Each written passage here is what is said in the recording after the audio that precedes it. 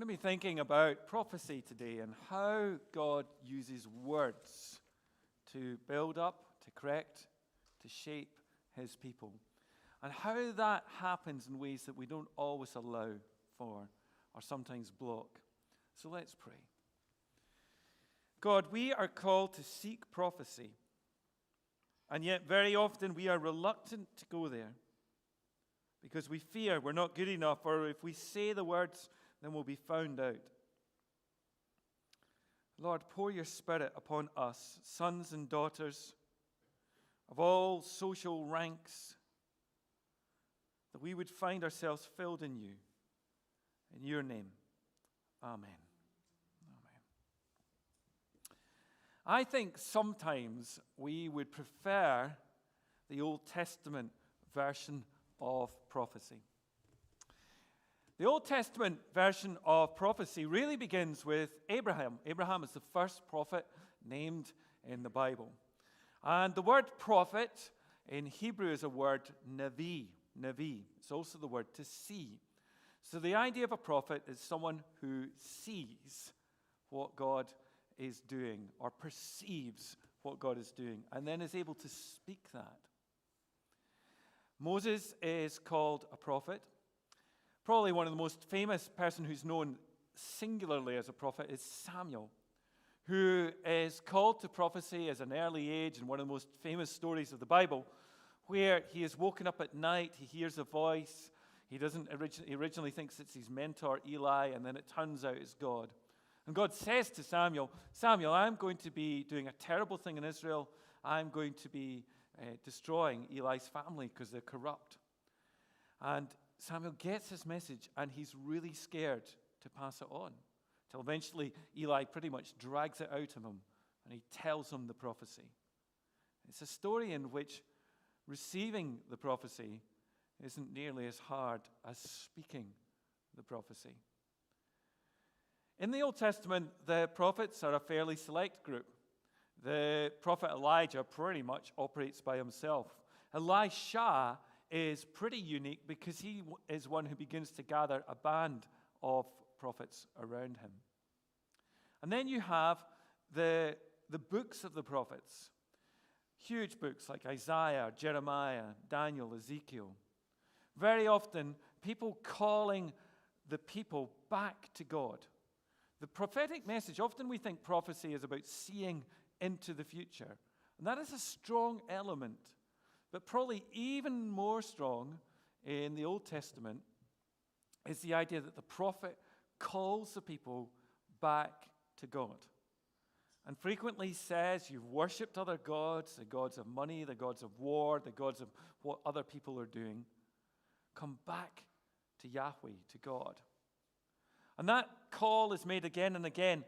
So even if the people are being very religious, the prophet will often say, you are being very religious. You make lots and lots of sacrifices. You sing all the right hymns. You say all the right prayers. But your heart is not with me. And this is how I can tell. Because you are economically corrupt. Economic justice by the prophets is nearly often used as the touchstone of whether people's words about faith are true. So the prophets form a hugely important part of the Hebrew Bible. The Hebrew Bible, you may not know this, is called by Jews, the Old Testament, is called Tanakh. It's normally spelled Tanakh. And Tanakh is a Hebrew abbreviation. It stands for Torah, which is law, Navi, which is the prophets, and Ketuvim, which is the writings. And they've got a different order from us. So the Torah is the same as us. It's the first 5 books. It's the law. And then Nevi'im, the prophets, it actually begins at the book of, I need to get this right, Joshua is the first of the prophets. And it goes all the way through 1st and 2nd Kings, 1st and 2nd Samuel, doesn't include Chronicles. And then it goes on to include the people that we know as the prophets, so Isaiah, Ezekiel, all the way through to Malachi. And it's the biggest section of the Hebrew Bible. Navi, the people who see. Interestingly, by the way, those of you in Aberfeldy, Deborah Hannigan's maiden name is Deborah Navi. That's her family name as a prophet. So the prophecies, though, do contain words about what is going to happen. There's a lot about nations who think they are very, very strong and powerful because they have superior military technology. And the prophets again and again say to them, you will be brought under God's judgment, even though you posture as if you are the most powerful. And prophecies are also about things which happen, and sometimes, very rarely, things which don't happen. Probably one of the most important prophecies that happens is when Jeremiah, who's known for saying very, very difficult things to the people, and particularly is against people talking nice words and prophets and saying peace, peace. Eventually, Jeremiah does have a word of hope for people, and he says, when they've been put into exile, you're going to come back after 70 years. And almost because Jeremiah has been so relentlessly grim, when Jeremiah tells a truth which is actually comforting, people believe him. And sure enough, after exile, the people are returned after 70 years. There are also, let me just check what I've said here. What's my fourth point? I can't really do this on my glasses. Condemnation of the nations. Yeah, particularly you get that in the first section of Isaiah, Jeremiah, and Amos begins with a big prophecy condemning the nations. Interestingly enough, and this is where this differs from some forms of theology which are called Christian nationalism, the nation which the prophets condemn the most is their own nation. And that's where it's different from things like Christian nationalism, where people are often about exalting their own nation and criticizing all the other nations. And as well, the prophecy not working thing is quite interesting because it tells us that the main job of prophecy is to bring about change even more than to predict the future. So there's an interesting incident in the end of the life of King Hezekiah where he's ill. He's been quite a faithful king. And Isaiah the prophet sends him a message and says to him, Hezekiah, you're going to die of this illness that you've got now. And Hezekiah gets on his knees, prays to God for mercy, and then God changes God's mind, or apparently seems to change God's mind, and sends another message through Isaiah and said, actually, because you've turned, you're going to have another 15 years added to your life. Or famously as well, Jonah stands up the city of Nineveh and says, in 3 days you're going to be destroyed. Again, the people repent and God relents from the prophecy. There's also a really interesting one in Ezekiel, where Ezekiel prophesies that Tyre is going to be destroyed by Nebuchadnezzar, the Babylonian army. And it turns out the city of Tyre doesn't get destroyed by Nebuchadnezzar. Tyre will be destroyed quite a few 150 years later by a different nation. And later on in the prophet Ezekiel, Ezekiel seems to acknowledge that it's not going to be Nebuchadnezzar that does this and almost changes the prophecy. We can have a discussion about what's going on there because I'm not fully sure. But I think it's interesting that the prophet is not overly anxious to make sure everything turns out 100% correct. They're prepared to say things, and if they get it wrong, then they'll correct it later on. I think that's what's going on there. We can talk about that. Some of the prophecies are really, really tough. Jeremiah famously gets into trouble not for receiving the prophecies, but for prophesying. Particularly, this is really interesting, when the people of Israel are under siege by the Babylonians, the king wants them to fight, and this again would be a bit of Christian nationalism, or in this case Jewish nationalism, and Jeremiah actually says, surrender. They're going to destroy us, surrender.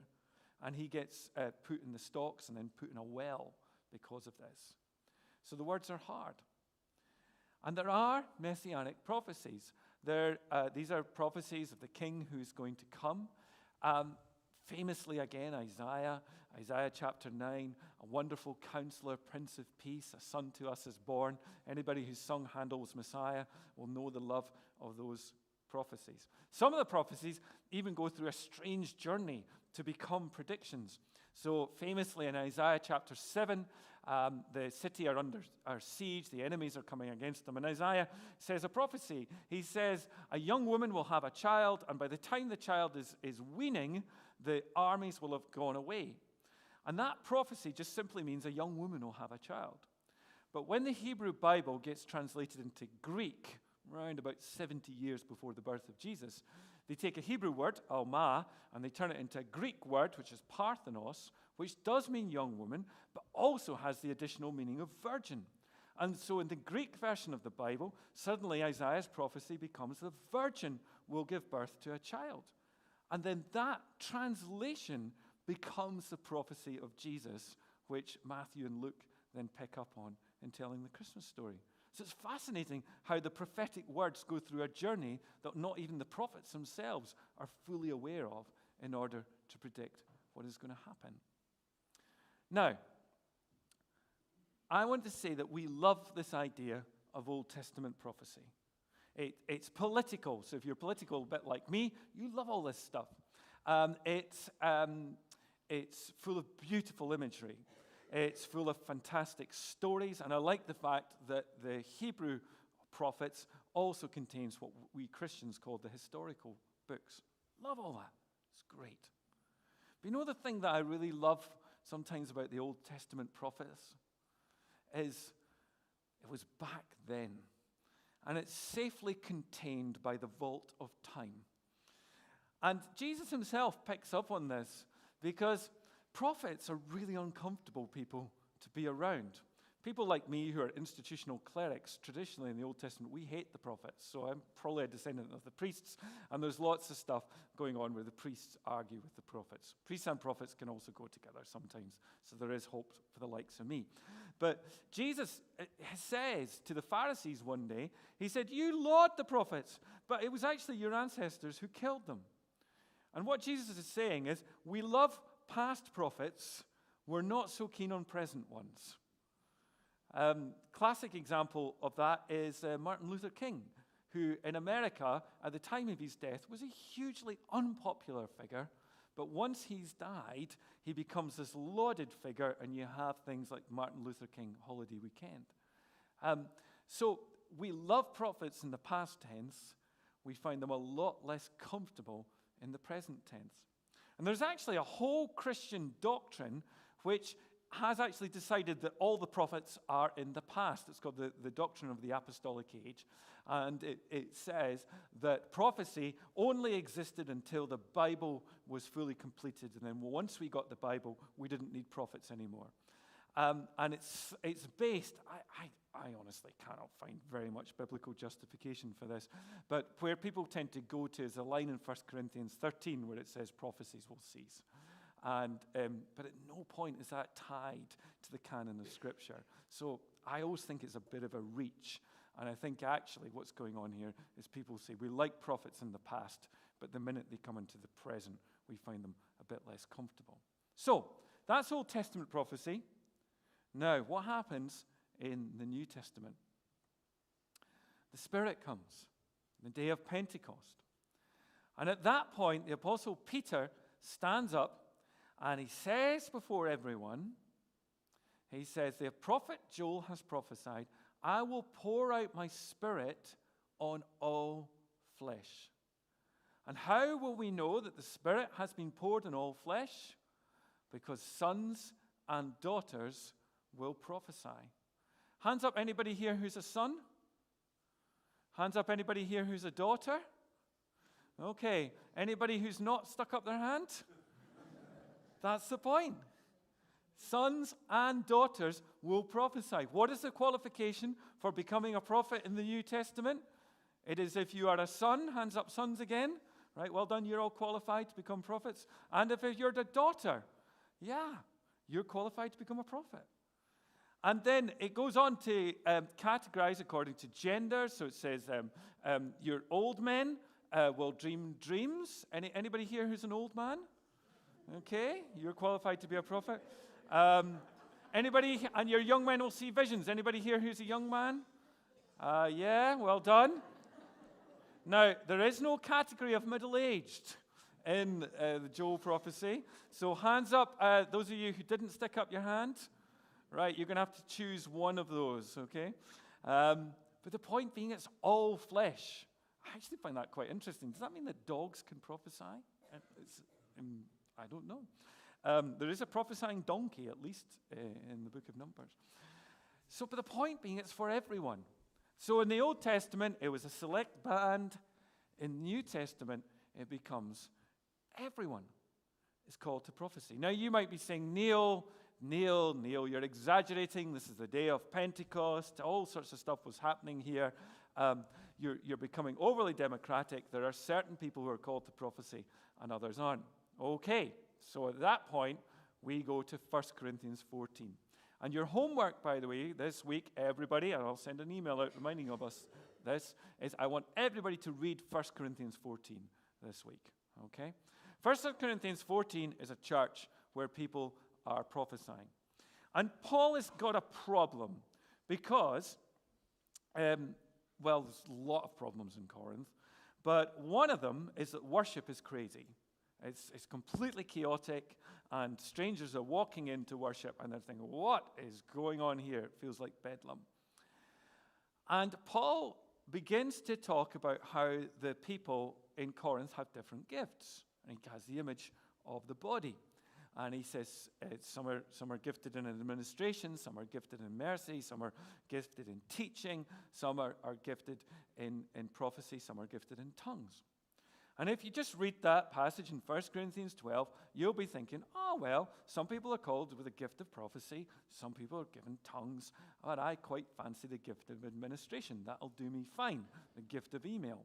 So you might think if you just read 1 Corinthians 12, I can escape from having to be a prophet. And then Paul says in 1 Corinthians 14, pursue love. Okay, who does that apply to? Who here is called to pursue love? Everybody. And the spiritual gifts. Once again, everybody is called to pursue the spiritual gift, and especially that you may prophesy. By the way, just as an aside, the number of times I had to retype my slides when I wrote prophecy and prophesy and got them all mixed up, and whether it's a C or an S. So the S is the verb. So we've all to pursue this gift of prophesying, which is a sense that God is saying something to us, often for other people, and then having the courage to speak that on. Very often, the difficult thing with prophesying, as Samuel discovered, is not having the courage to receive the prophecy, it's having the courage to say the prophecy. Because if you say the prophecy and it goes wrong, then you're going to look a bit of an idiot. So just take consolation from the story of Jonah or Ezekiel at that point. And it's for building up, and it's for consolation. This is quite interesting. It is for rebuking, and it definitely is that, but these are the two things that Paul focuses in on 1 Corinthians 14.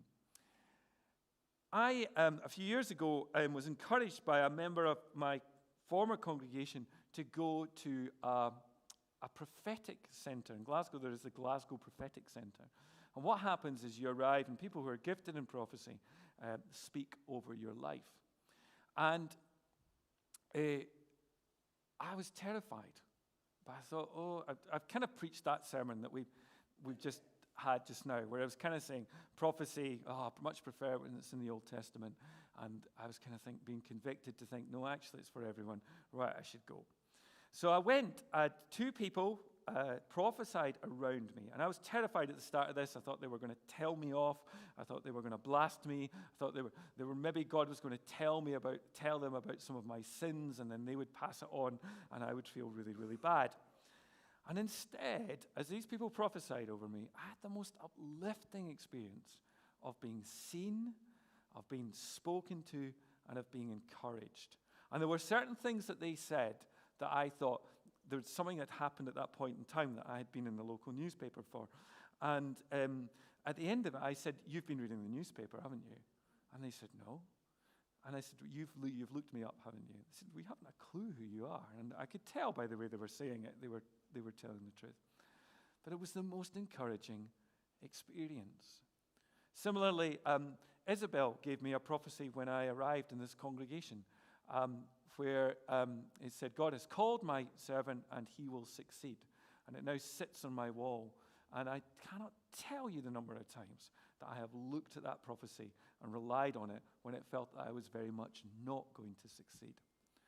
times that somebody just has to speak into a situation and see what's happening. Very often with Anna, I'll say, Anna, this situation's happening. And then Anna will say, I think this will happen. And it nearly always does. I'm like, whoa. And it's got to the stage now where if Anna says something's going to happen, I'm like, oh, good, right, okay, Anna's saying this will happen. I was talking to Anna about this morning. And Anna was saying, often she thinks it's because, Anna's the youngest child, a youngest child often has to pay attention to relationships in a family. And she thinks it's a development of that intuition. Not putting words into your mouth, Anna. And it struck me how often people who are called to prophecy are youngest children.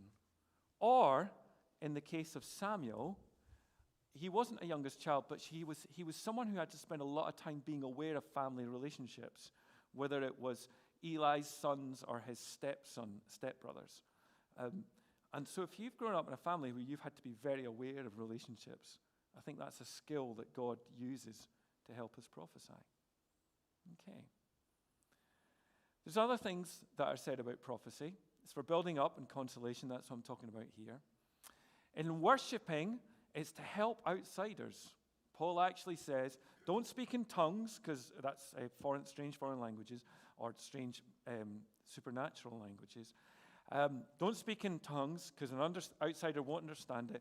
Come in and speak and prophesy, and they'll be cut to the quick. They'll be changed by what's spoken to them. Then he says, weigh what is said. So this is a really important part of prophecy. You have to speak the prophecy, and then others have to weigh and work out whether it's the truth or not. And then finally, this one doesn't make me laugh because this is not a Church of Scotland. He says, when you prophesy, make sure you don't all do it at once, but make sure you go one at a time. I cannot imagine us having to say, right, who here's got a prophecy? Only one at a time now. And after every third person, we'll make sure we've weighed what is said. But that's what's going on in Paul's church. And that builds up people. And I think that's a word for us. I was with somebody this week, and I realized that the body needs prophets. That person was needing a bit of encouragement. And if we have prophets in the church, we will be encouraging each other more because we will be saying, I think God's saying this to you at the moment. And you've still to weigh it, but the person has to have the courage to say that. I wonder, who of us often wonders what God is saying to us? I think it's probably most of us. But how rarely do we have the courage actually to speak it? You know, this week, I had a couple of things that happened, as well as the thing with Miss Ferguson. I was going down by the river, I was running, and I got chatting to somebody who I'd just met the week before, and we were looking at these birds flying past, and I said, I don't know whether these are swallows or martins. Are they house martins or swallows? Can't work out. They move too quick. By the way, Liz McCrudden will tell you, she's an expert. Just as I left that person, I switched on my music, and in the music it said, literally, the next thing it said, even the swallow finds a home in the house of God. I thought, a bit of a coincidence. I'm not going to tell anybody because they think I'm bonkers. And they'll think, oh, Neil, you're just into coincidences. Or later on that day, it was the Thursday, Wednesday, I was doing Messy Church. I had to pick up some bricks from out at Fernan, from Duncan Mingus's house, to use in Messy Church. And as I packed all the bricks into the car, I shut the car, switched on a podcast, and the first thing the person said on the podcast was, you need to build a life brick by brick. And once again, I'm only telling you this because I'm preaching on prophecy. Otherwise, I would have kept that to myself because I don't want you thinking that I read too much into things. But it really spoke to me when I thought about this. But the body needs prophets. So a few things, I think. I think it is related to intuition, but also it's plus that. So Anna would talk about, it's being intuitive, but it's also a bit more than that. There are a group of women, I've ruined my punchline. There are a group of people in our society who are said to have more intuition than others. What are these people called? Yeah. It's no accident, by the way, that almost all prophetic movements have an increased role for women in them. There's also a thing that happened. I've told you this story, but it's such an important one for me. New Year's Day this year, we were walking through Waverley Station. I have told this story once before, so some of you have heard this. But I've got this thing where I learned a language called Malayalam, which is spoken in the south of India. And I've told you loads of stories about this. But yeah, New Year's Day, we were dropping Sam off, our son, who lives in Nottingham, to go on a train. And I just thought to myself, as we got to the car park, I wonder if I'll bump into anybody who speaks Malayali. Come out the car, walking towards the station, walk along this pathway, and I hear some people from Asia talking in a language that feels familiar. And I said to them, do you mind me asking what language you're speaking? And they said, oh, we speak Malayalam. At this point, yay, get to speak Malayalam. And they're all like loving it, and we're chatting away, and we're talking about curries and places and all sorts of stuff in Malayalam. And then Sam steps forward, our son, and he says, excuse me, I don't want to interrupt, but I think I've got a word for you. And he addressed the woman who's in that picture there. And he said, I think you're on a train in your life, and you're wondering whether you're going to switch to another train or not, and God is telling you not to be afraid. And he says, does that make any sense to you? And the woman says, it makes total sense. Now, what's interesting is that woman is not a Christian. I think she was either Hindu or Muslim, I'm not sure. But there was a word for her. And I'm thinking, Sam, quit while you're ahead. But he says, no. And he turns to another guy and he says, I think God's telling me that you've had difficult situations in your life, that you've had lots of relationships go really badly wrong, but just now you're beginning to get them sorted out. Does that speak to you in your life? And he's silent, and I thought, Sam, you should have learned the lesson of Ezekiel. He's sometimes going to make mistakes with this stuff. And his friend says, that makes total sense for what my friend is experiencing at the moment. It's a story about having the courage to say things. One final story, and then I think we're going to close by singing just one song at the end. Sorry, band. The rainbow thing. This is a thing that happened to Sheena Hurd, and she knows I'm telling this story this morning. But I was with Sheena, and this was a couple of years ago, and I said to Sheena, what word really speaks to you in the Bible? And she said, Jeremiah 29, where Jeremiah says, I have plans for you to prosper you. And just at that moment, a massive rainbow, appeared behind Sheena's head. And as I left the house, actually, a whole bunch of geese flew in front of it, and geese and rainbows are quite important to me, and I can tell you about that.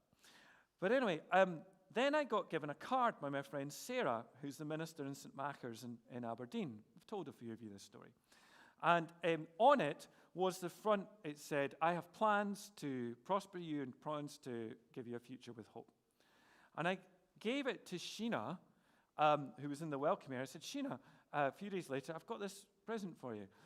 This is from my friend Sarah, and it's a card with that Bible verse written on it. And Sheena says, thanks very much. And then she turns it over, and it says, welcome to St. Machars, Aberdeen. And Sheena then says, whoa, I was baptized in St. Machars in Aberdeen. And Sheena, 4 days later, was due to be speaking in church on Mother's Day, a large part of which was about her mum. And what's the tradition of Mother's Day? That you return to the church in which you were baptized. So all these things came together as a sign for Sheena. And that was a prophetic moment. And there are tons of these. I just want you to think, what's this saying to you now about hearing God's word or having the courage to speak it? I'm going to ask us just to do something. Could you just turn to your neighbor, not particularly big groups, just ones or twos, maybe threes, just make sure nobody's left out.